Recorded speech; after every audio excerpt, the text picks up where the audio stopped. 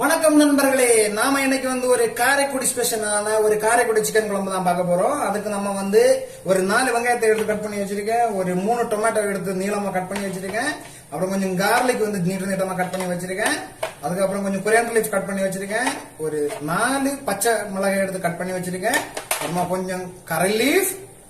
அதுக்கப்புறம் நம்ம கிட்ட நான் சிக்கன் பிரஸ்ட்ல பண்ண போறோம். ஒரு அண்ணா கேட்டிருந்தாரு, சிக்கன் பிரஸ்ட் எப்படி அதிகமா நம்ம ரப்பர் ஆகுது, அதை எப்படி நம்ம பண்ணலாம், அப்படி பண்ணலாம்னு கேட்டாரு.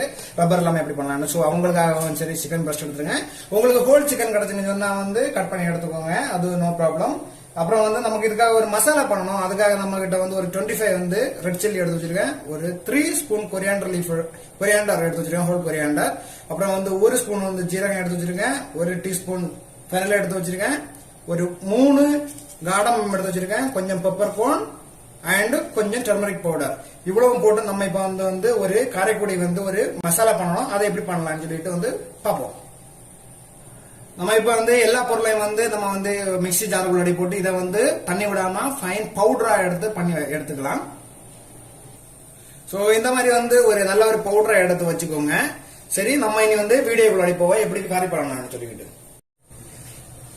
இந்த மாதிரி ஒரு பேன் எடுத்து வச்சுக்கோங்க. வச்சுக்கிட்டு இதை ஒண்ணு நல்லா சூடு பண்ணிக்கோங்க. சூடு பண்ணிக்கிட்டு ஒரு 4 ஸ்பூன் ஆயில் போட்டுக்கலாம்.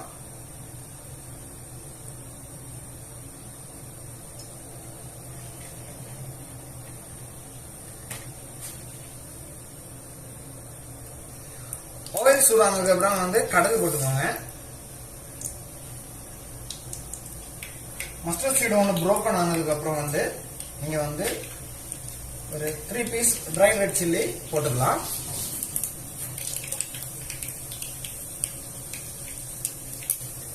தமிழ்நாடு கரையாலே ஸ்பைசி தான். நம்ம ஒரு 4 கிரீன் சில்லி கட் பண்ணி அதை போட்டுக்கலாம். 4 வெங்காயம் எடுத்து ஜூலியன் அதை எடுத்து இதுல ஆட் பண்ணிக்கலாம்.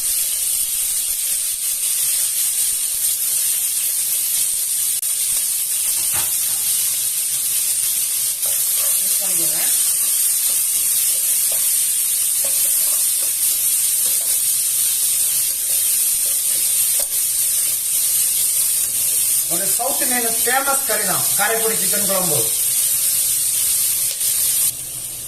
சோ நம்ம இப்ப இதுல கரை லீஃப் ஆட் பண்ணி கொடுத்துக்கலாம்.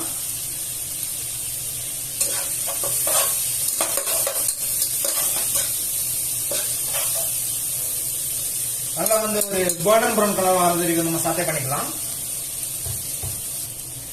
நம்ம நல்லா வெங்காயம் சாத்தே ஆயிட்டு வந்துருச்சு. இப்ப நம்ம இதுல நான் ஒரு 500 கிராம் சிக்கன் பிரஸ்ட் கட் பண்ணி வச்சிருக்கேன், அதை ஆட் பண்ணிக்கலாம். உங்களுக்கு சிக்கன் பிரஸ்ட் கிடைக்கிறதுன்னு சொன்னா நீங்க ஹோல் சிக்கன் கட் பண்ணி ஆட் பண்ணிக்கலாம். ஸோ இதே மாதிரி நீங்க இந்த ஆனியன்ல போட்டு சிக்கனை ஒன்று சாத்தே பண்ணி எடுத்துக்கோங்க.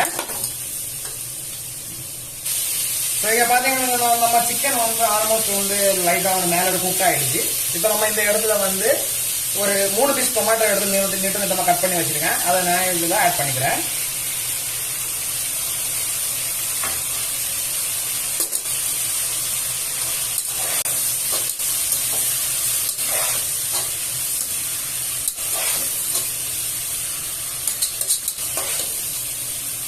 நல்லா மிக்ஸ் பண்ணி விட்டுக்கோங்க.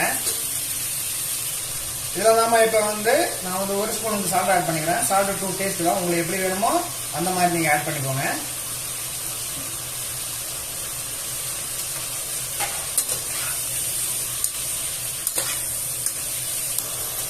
ஸோ நம்ம இதெல்லாம் இப்ப நல்லா சாத்தை எல்லாம் ஜூஸ் எல்லாம் தக்காளி உள்ள எல்லாத்துல தண்ணி எல்லாம் இறங்கி வந்துருச்சு.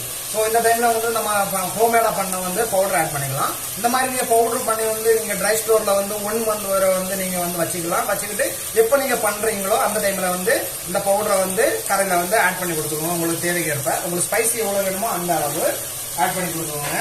அண்ட் ரொம்ப ஸ்வீட்டா இருக்கும். அதாவது பேச்சுலர் ரொம்ப முக்கியம். இந்த கறி ரொம்ப பேச்சுலர் ரொம்ப ஈஸியா இருக்கும். நீங்க ஹாஸ்டல்ல காலேஜ்ல எல்லாம் படிக்கிறீங்கன்னு சொன்னா நீங்க வெளிநாட்டுல வேலை பண்றீங்கன்னு சொன்னா உங்களுக்கு இந்த கறி ரொம்ப டேஸ்டி அண்ட் ரொம்ப ஈஸியான ஒரு ரெசிபியா இருக்கும். நல்லா சாத்தே பண்ணிப்போம், அந்த மசாலா பிளேவர் போகட்டும்.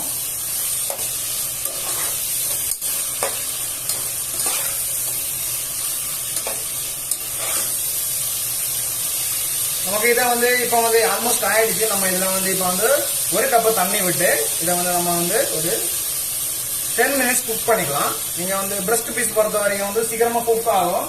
ஸோ வந்து ஒரு 20 மினிட்ஸ்ல வந்து இந்த கறி வந்து ரெடி ஆயிடும். அதனால வந்து நீங்க வந்து தண்ணி உங்களுக்கு தேவைக்கு ஆட் பண்ணிக்கோங்க.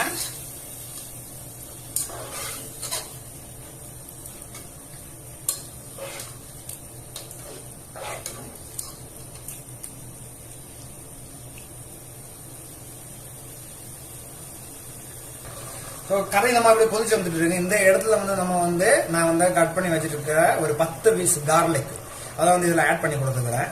ஏன்னா நான் இப்போ ஆட் பண்ணுறேன்னா உங்களுக்கு அந்த கார்லிக்கோட வந்து சத்து உங்களுக்கு வந்து அப்படியே கிடைக்கும். அதனால தான் எப்படி பண்ணுறேன். கண்டிப்பாக இந்த மாதிரி கறியை ட்ரை பண்ணி பாருங்க.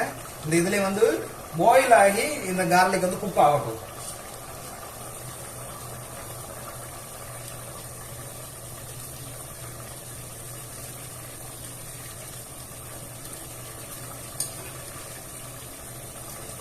மிக்ஸ் பண்ணிக்கிட்டு 10 மினிட்ஸ் வந்து நம்ம கவர் பண்ணி குக் பண்ணிப்போம்.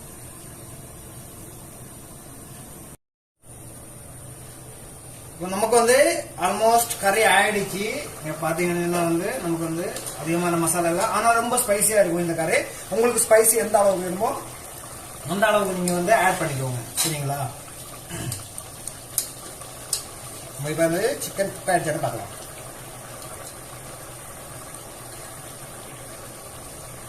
ஸோ சிக்கன் பார்த்தீங்கன்னா குக் ஆயிடுச்சு.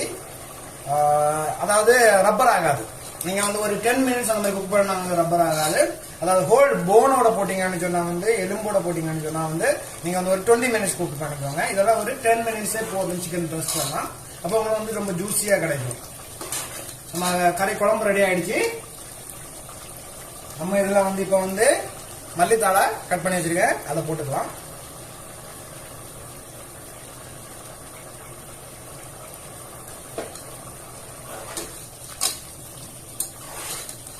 மல்லித்தலை போட்டுக்கிட்டு ஆஃப் பண்ணிக்கோங்க.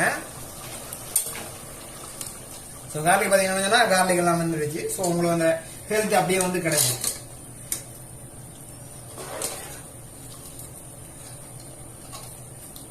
நம்ம கறி வந்து ரெடி ஆயிடுச்சு. நம்ம இனி வந்து இதை வந்து சர்வ் பண்ணிக்கலாம். கண்டிப்பா இந்த வாரம் வந்து உங்க வீட்டில் வந்து நீங்க கண்டிப்பா ட்ரை பண்ணணும். ட்ரை பண்ணி ஸ்பைசி கொஞ்சம் கம்மியா போட்டுக்கோங்க. கண்டிப்பா ட்ரை பண்ணுங்க. கண்டிப்பா ட்ரை பண்ணி கமெண்ட் பாக்ஸ்ல கறி எப்படி இருந்துச்சுன்னு சொல்லிக்கிட்டு வந்து கமெண்ட் பண்ணுங்க. ஓகேவா? நம்ம சேனலுக்கு சப்ஸ்கிரைப் பண்ணணும்னா சப்ஸ்கிரைப் பண்ணுங்க. இதே மாதிரி நிறைய வந்து நம்ம ஊர் ஸ்டைல உள்ள கறிங்க எல்லாம் வீடியோஸ் அப்பப்போ வந்துகிட்டே இருக்கும். Once again thank you so much. குடும்பத்தோட என்ஜாய் பண்ணுங்க. நாளைக்கு சண்டே கண்டிப்பா ட்ரை பண்ணுங்க. Thank you so much.